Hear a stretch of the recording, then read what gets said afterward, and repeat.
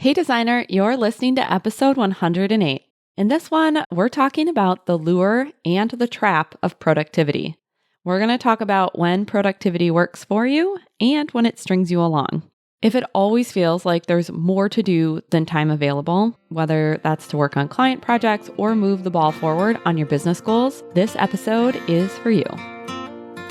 Welcome to the Interior Design Business CEO, the only show for designers who are ready to confidently run and grow their businesses without the stress and anxiety. If you're ready to develop a bigger vision for your interior design business, free up your time, and streamline your days for productivity and profit, you're in the right place. I'm Desi Cresswell, an award-winning interior designer and certified life and business coach. I help interior designers just like you stop feeling overwhelmed so they can build profitable businesses they love to run. Are you ready to confidently lead your business, clients, and projects? Let's go. Hello, designer. Welcome back to the podcast. I'm sitting here. It is incredibly sunny. I love it. I feel like I'm being blinded by the light coming in my office, but I just can't bear to close the shades after the incredibly gray and rainy day we had yesterday. Also, hoping I'm going to get this podcast done and dusted before the crew shows up to install our holiday lights. So I'm going to dive right in. I guess before I do with the topic, I do really want to make sure I express my gratitude and just send a huge thank you to everyone who left a rating and review for the podcast recently, or even just in the past. I just so appreciate it. And right now, I just looked, we're at 99 ratings. So I would love for you to be the one who tips it over the 100 mark for me. I would be absolutely over the moon and so appreciative. Today, what I want to talk about is the productivity trap. And I'll explain a little bit about what that is, but I want to do this episode a little differently. I'm going to be sharing something that I wrote for my weekly note that I send out. It's called Monday Mindset.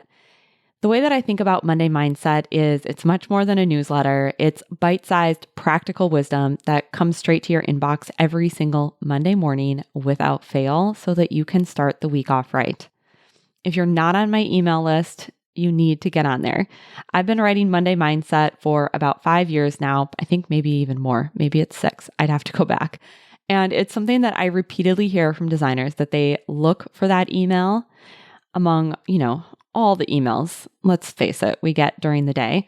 And they look forward to reading Monday Mindset because it's so valuable and even will save these emails so that they can refer back to them in the future. So if you're not on Monday Mindset, all you have to do to sign up is you go to www.desiid.com/Monday Mindset and you'll just enter your name and email and then you'll start getting these emails.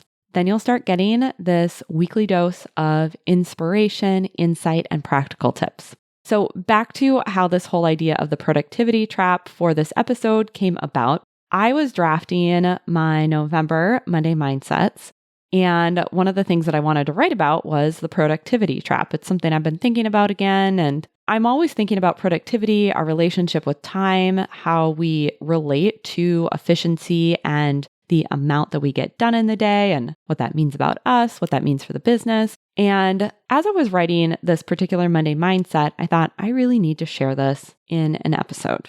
So that's what I'm going to do. And I'll probably add on to it a bit because let's face it, I can't help myself.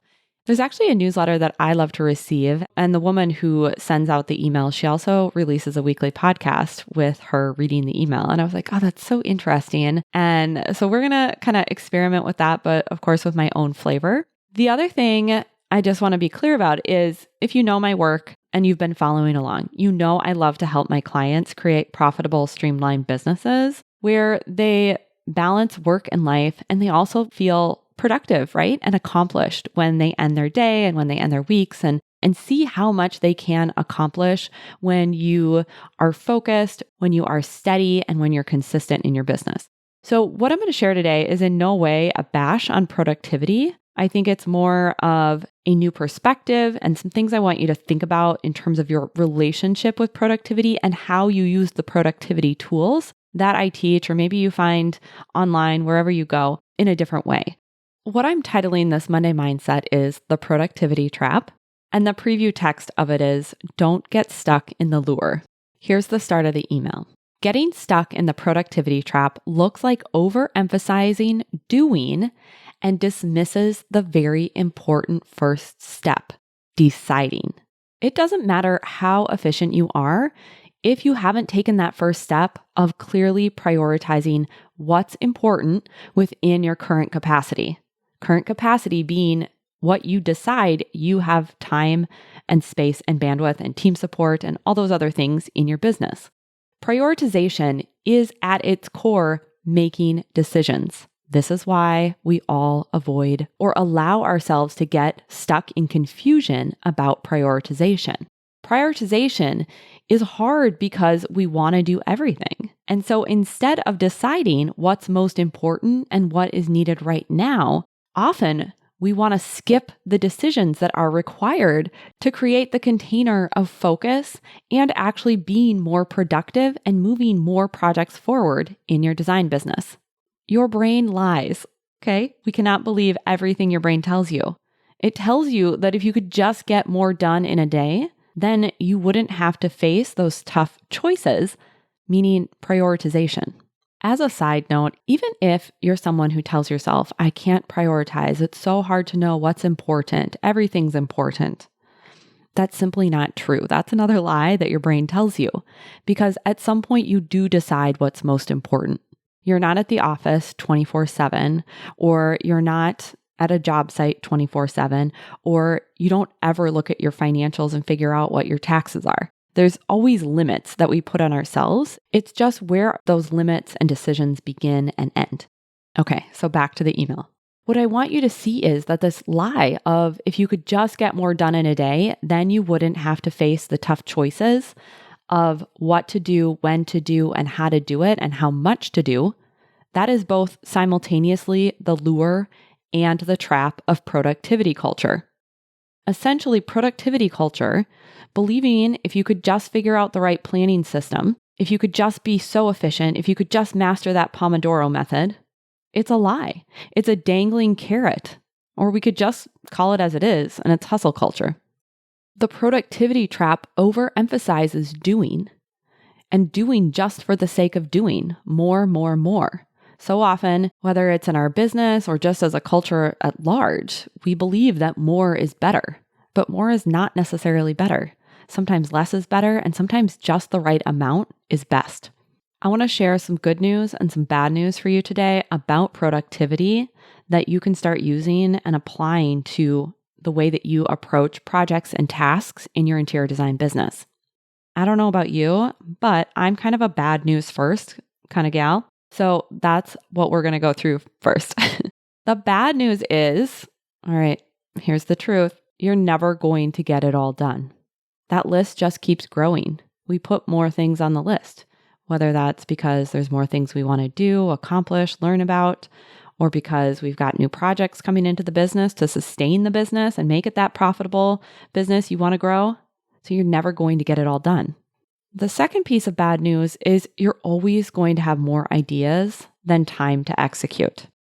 This one goes at that idea of we do prioritize eventually. Maybe you're not prioritizing or making those decisions early enough or strong enough, but eventually you do realize that you don't have time to execute everything and balls get dropped. So this is an opportunity to get yourself on board with this idea of you will always have more ideas than time to execute.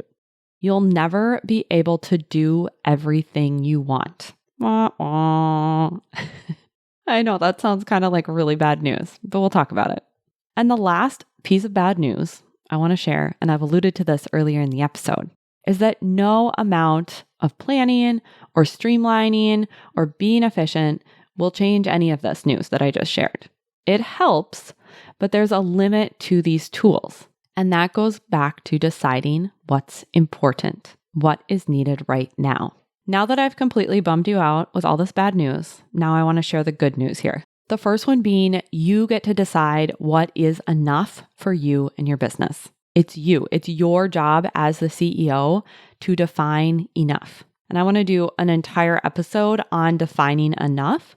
in the future because that can be hard. That can be a little bit of an internal struggle to overcome what is enough. Sometimes it's math, but sometimes it really is just deciding what is going to be your capacity, what makes sense with your life, what makes sense with your business goals, what makes sense with the type of support you have in and out of work.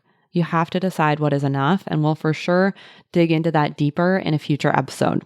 The other piece of good news is that you get to decide the pace. The pace at which you move and maybe your team moves is up to you. What I want you to know is ahead or behind is of your own construct. Yes, you technically could have moments where you're supposed to be at a particular crossroad or milestone in a project, and there's certain work that hasn't been done yet. But it all starts with those early decisions of what is the timeline going to be? And then when timelines are getting a little bit off, what are you going to tell yourself about those timelines or what the work is that you have yet to do? Pace isn't just the actual productivity measure of how much gets done in a day. It's a mindset and it's an emotional state that you are in. And you want to be in a steady pace, even if there's things that need to get done. That's really something you can cultivate for yourself. Here's another piece of good news. Not every idea is meant to come to fruition. So you can drop the pressure, the guilt that you have around not doing the things that you put on that list. Or maybe it's in a bunch of notebooks. Whatever it is, not every idea is meant to be. We're going to have ideas and sparks of inspiration that we're going to want to act on. But remember, we don't have time ever to act on every single idea we have. So I like to tuck it away and put it in a parking lot, I call it. And then I can revisit those ideas from time to time and see, hey, do I actually want to do this still? Does it still feel like a good idea? Maybe I can plan for it in the future. Maybe it's a not right now. And if you want to learn more about the parking lot idea, you can do that in the Interior Designers Get It Done Daily Planner. It's a free download that I have for you that designers just love. If you want to download that, the URL is a little bit different than signing up for Monday Mindset. It's desiCresswell.com/planner. I think we spend so much time judging ourselves and shaming ourselves for all these ideas that we had and initially told ourselves we were going to act on, when not all of them are even meant to be. And here's the really good news. This is where productivity starts to serve you, where tools for efficiency and calendaring and planning out your day so that you can be streamlined really become something supportive versus a cage you have to act within. So this last piece of good news is that once you decide what's in and what's out, and you decide your capacity and make a commitment to honor that capacity, then that's when the productivity tools really will shine. They become supportive.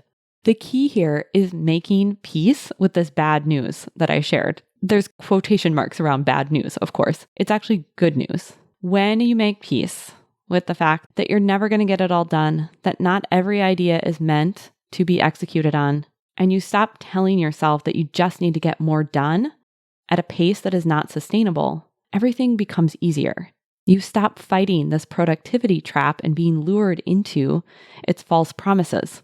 You don't have to feel like your days are a perpetual state of pushing through. You really get to decide what's needed and when it's needed with flexibility and wiggle room. I really hope that this all just makes your shoulders relax.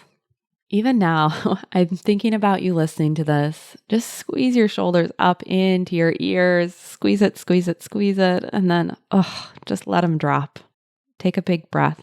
Decide what, when, how, and then leverage productivity strategies. That's when you can drop the productivity trap, because productivity isn't the pinnacle it sells itself to be.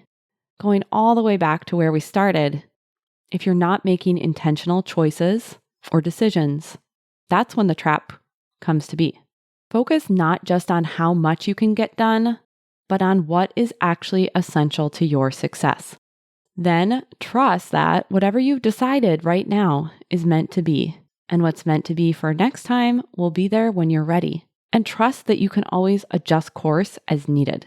We're all taking best guesses at what's going to work for us, whether that's in how you're planning your day or what activities in your business are going to get you the results you want. But the one thing I know for sure is that deciding what those things are that you're focusing on in the right now moment, that focus is what's going to help you learn from what you're doing and get data fast and see consistent progress, whether that is consistent progress towards getting that result that you want or consistent progress in the learning of what you need to do next. As we wrap up, I want to share a question with you to consider. That question is, what trajectory would your business be on if you could calmly and confidently decide and then do, knowing that you can trust your decisions and your ability to stay the course?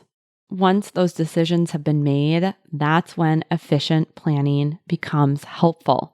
And of course, if you find it very challenging to bring your ideas into focus, to let go of what isn't meant for right now, and then use planning tools to execute on those ideas, those are all areas that I can help you with.